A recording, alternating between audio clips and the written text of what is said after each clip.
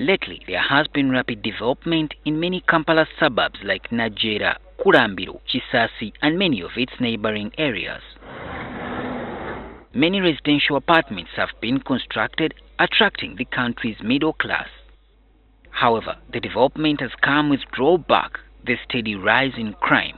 Criminals attack residents at will, hack and rob them of their property. Kulambiro, Najjeera, Chiwatule, Kisaasi, Ntinda, Namugongo and the surrounding areas have been highlighted as the major black spots over the years. Emmanuel Teko is a resident of the Ntinda neighborhood. Last Sunday, he became a victim of the criminals who roamed the area in the dead of night. He was attacked at 3 in the morning as he returned home.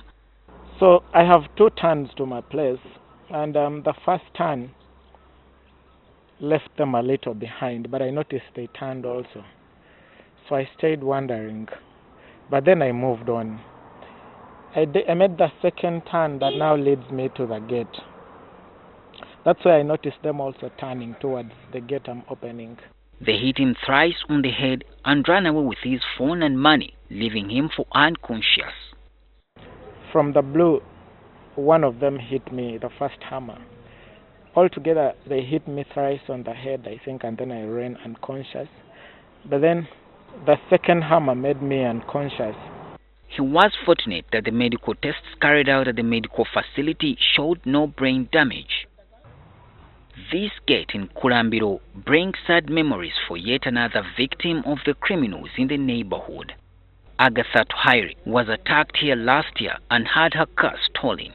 So I found a car parked there, an Ipsum car, and to me the first thing in my mind was that the car is stuck, got a problem and is on the road. So I squeezed myself and passed it. So were you driving? Yes, okay. I was driving and passed it and came up to the gate. She opened the gate as usual. Then all hell broke loose. I had opened one part of the gate and I was trying to open another, and someone came to me and commanded that I should not shout. So the guy was holding a machete. I thought for a second whether to scream or not scream. Her screams for help almost cost her life. She was 7 months pregnant. And when I did that, the guy hit me with a panga so hard. There's a scar here. And I fell unconscious. Tuhaire told NTV that when she reported the case at Chira Division Police Station, officers indicated their awareness about how dangerous Kulambiro was, but strangely, not much had been done to stamp out the crime. And they started counting. They attacked this guy there, they attacked the other guy, this is where this happened. And I asked them, what use is it to sing it here and not do anything about it? You know it is a crime spot, but there's not even one single police patrol car passing through. It was her second attack in just a margin of 5 months, and this last one forced her to relocate to a further place. I went to Najjeera, where also related crimes are rampant. Local leaders here took me around, showing me most of the dens believed to be for their tormentors.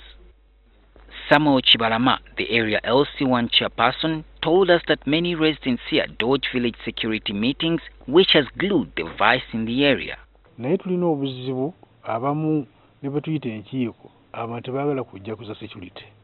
Bamala kumubba n'asuubira nti kati agenda ateko kunoonya ebigira ki, so nga ate abantu baali badde bagezaako kujumbira enkiiko eza security ne bwe zitaba za security n'endala zonna. Neighborhood watch is also a forgotten story here. Okubuulire nti osanga n'abantu nga basula mu kisaakaate kimu, ennyumba nga zirimu 10 nga tiinuumu amanyi munne. We are joined by the officer in charge of Najjeera Police Station, Moses Musinguzi, who also took us to other places that criminals used as hideouts. This route that connects from the main road down the valley to that playground, it is a place where people had camped for long. During the day, we found many youngsters hanging around the neighborhood as early as midday, which implied that they were unemployed. Musingzi says that the thugs plan how to attack. These people also have their own league they work in. They work together and they plant people to give them information. There were no security lights in most of the perimeter walls around the area, and the few that had them were not well lit. The potholed roads in the vicinity also leave many residents who drive vulnerable to attacks.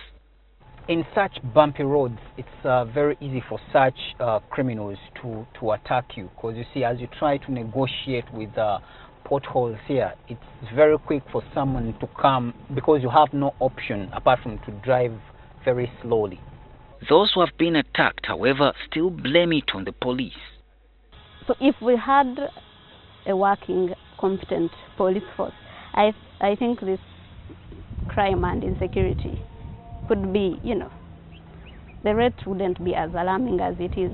Some of the locals have introduced social media groups such as WhatsApp in order to combat crime, but some residents have criticized the move.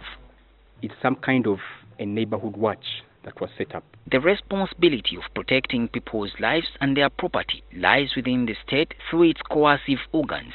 The idea of social media group as a means of alerting neighbors of crime, though commendable, may not check the rise in crime when the criminals strike. Solomon Kaweesa, NTV.